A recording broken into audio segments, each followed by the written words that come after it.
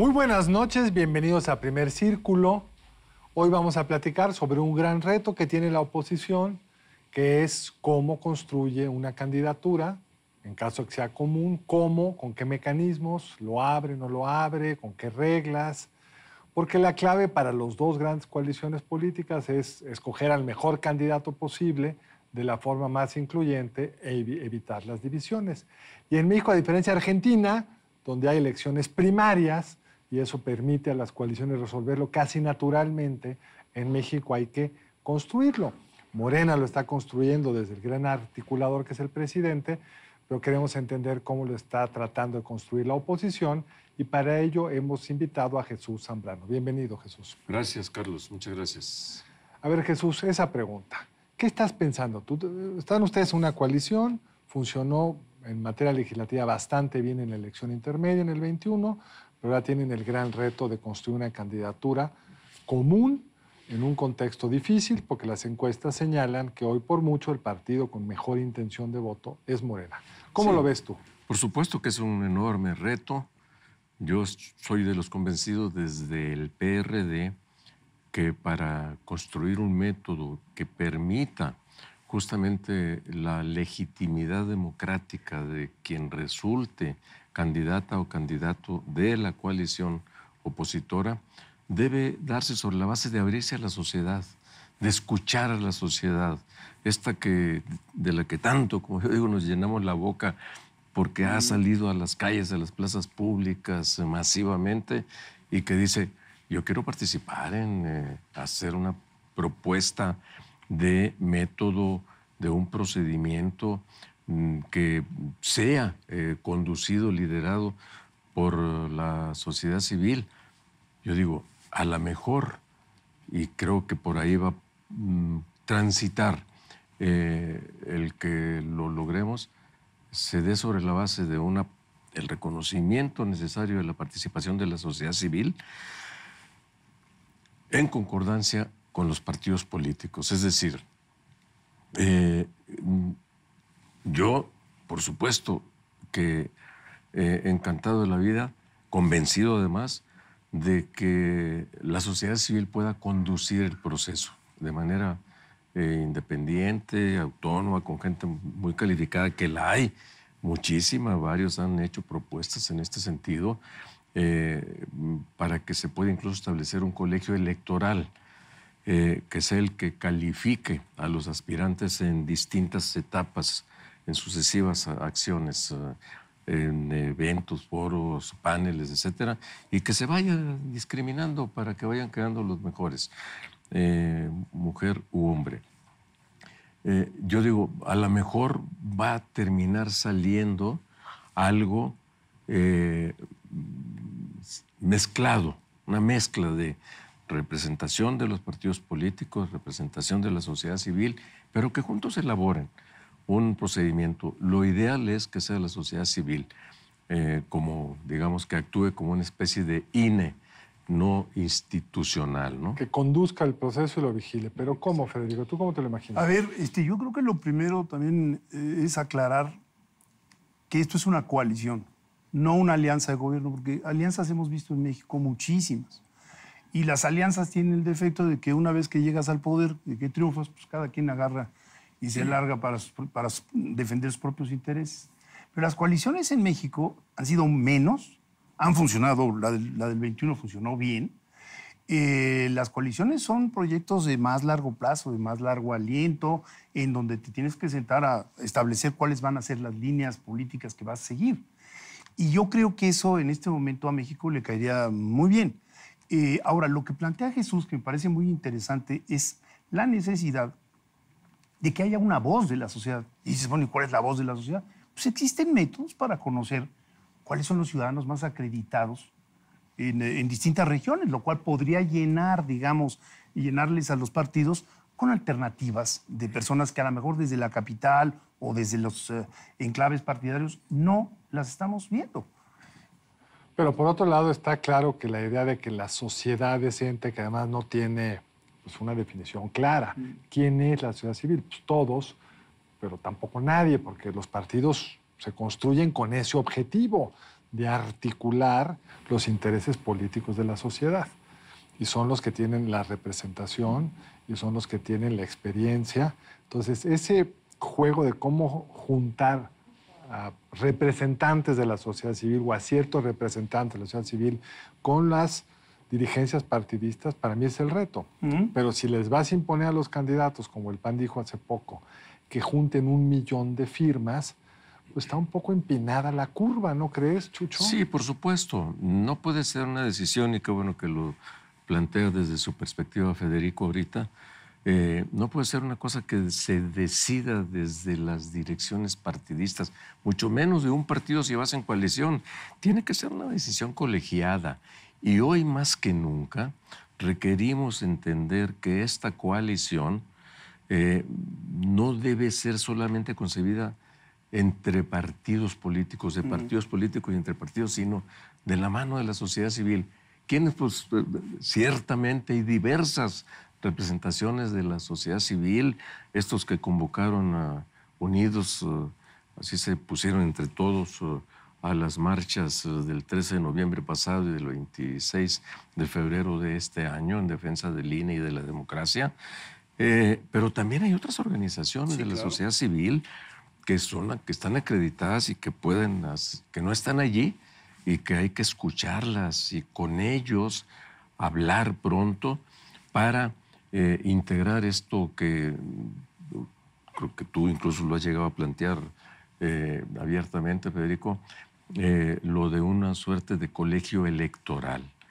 En el extremo puede ser un colegio electoral ciudadano en contrapartida de la pretensión de que sean los partidos políticos los que decidan. Yo creo que la fusión, la inclusión de estos, el ensamblaje puede ser la fórmula.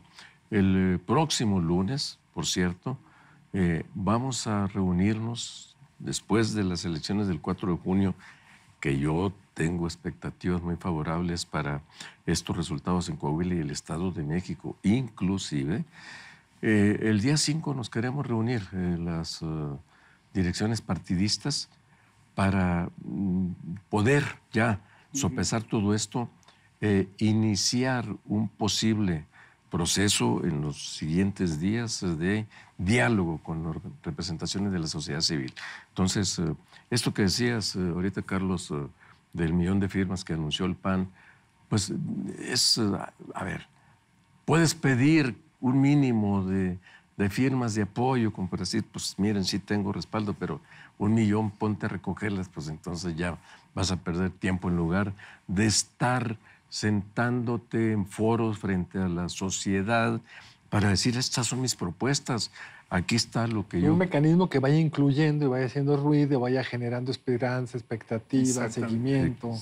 Una espiral ascendente. Exactamente, y que le dé entonces contenido a esto que hoy es coalición de gobierno. Bueno, coalición electoral, hicimos en el 21, está funcionando como coalición legislativa, en lo esencial exitosamente, por lo menos para frenar reformas constitucionales regresivas impulsadas desde la presidencia. Y lo que ahora, mirando de frente a la presidencia de la República, debería ser también el acuerdo de una coalición para hacer gobiernos, ¿sí? Y que entonces efectivamente después de la elección no se deshagan y que cada quien regrese a su propio seno partidista, ¿no? Entonces, yo creo que esto se ha venido entendiendo. Las coaliciones de gobierno, por cierto, ya han empezado a ser legisladas en varios estados de la República. Hoy está como posibilidad en la Constitución General de la República como resultado del Pacto por México, por cierto, pero no está reglamentado.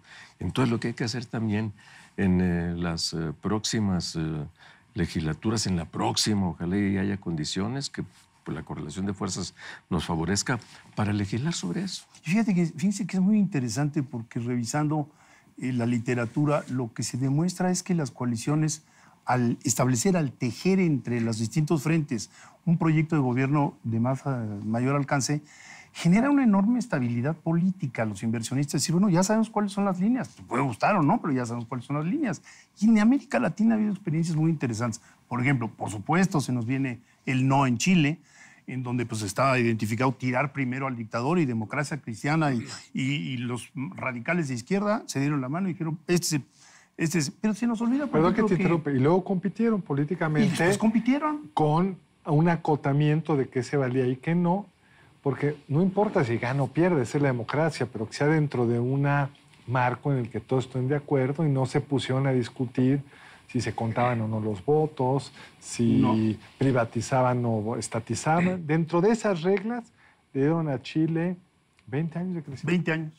Y bueno, Fernando Enrique Cardoso también gobernó con una coalición. Exactamente. Y bueno, la señora Merkel también. juntó al agua y el aceite y dio estabilidad a la... Sí, porque era democracia cristiana y sobre todo en un mundo donde lo que está como estrategia política muy exitosa es la polarización. Y la polarización te puede permitir ganar. Erdogan ganó ayer con la polarización, pero lo que te deja es un país dividido. Sí, por supuesto, y ese es el gran riesgo que tenemos en nuestro país, lo que estamos ya viviendo ahorita, y el riesgo es que continúe y se afiance esta ruta de autoritarismo, de polarización política, que per se es exclusión de todos los demás, de los que no piensan como tú, que no están de acuerdo contigo. Pero no se puede ver que la coalición lo que quiere excluir es a los otros, o sea, no es excluyente de los otros. No, precisamente los gobiernos de coalición, en primerísimo lugar, lo que establece es quitar las decisiones unipersonales de la presidencia de la República, que se gobierne verdaderamente con un cuerpo colegiado y que es una forma también, una manera de, yo diría, por una parte, democratizar el poder ejecutivo y por la otra, de ciudadanizar, porque habrá el poder, porque habrá también vigilancia de la sociedad y habrá que incluir en esto también a personajes de la sociedad civil acreditados. Y entonces ya allí, a la hora en que tú digas, el presidente no podrá decir unilateralmente, a ver, me está fallando tal secretario, pues lo quito y yo pongo al que yo quiera. No, espérate. Eso es para mí lo de menos, que no pueda decir hago un tren acá o allá. O sea, que las decisiones de largo aliento sean basadas en principios técnicos y con un consenso político amplio. Claro, y que obedezcan, como tú lo decías, Carlos, ahorita, a planes estratégicos de desarrollo que le den certidumbre en todos sentidos a una sociedad, a los inversionistas, a todo mundo, de que vivimos en un verdadero Estado de Derecho y no como hoy lo estamos viendo de terrible incertidumbre jurídica, esto de, un tren acá, espérate, vamos. Pues que se dé sobre la base de un plan de desarrollo. Y me decía la senadora Xóchitl Gálvez, que ha estado aquí con nosotros, algo que me pareció interesante. Me decía, es que en ese peinado de la República van a aparecer muchas organizaciones y personajes que no están ahorita en la vista. La gente te dice, no hay nadie. Pues, perdón, a lo mejor no sabemos quién en Tlaxcala, ¿no? Entonces, abrir a la ciudadanía puede traer sorpresas muy interesantes. Recordemos que la señora Merkel no era partidaria. Se hizo partidaria ya siendo una adulta. Pero el que la descubrió fue Kohl. Pero o sea, fue de arriba abajo, no de abajo arriba. Pero eso sería otro tema. Se nos acabó el tiempo. Jesús, muchas gracias por acompañarnos. No, al contrario, gracias a ustedes, Carlos Federico. Jesús, mil gracias, de verdad. Bien. Nos vemos la próxima aquí, en Primer Círculo. Buenas noches y nos vemos lunes entrante aquí en Primer Círculo. Gracias por acompañarnos.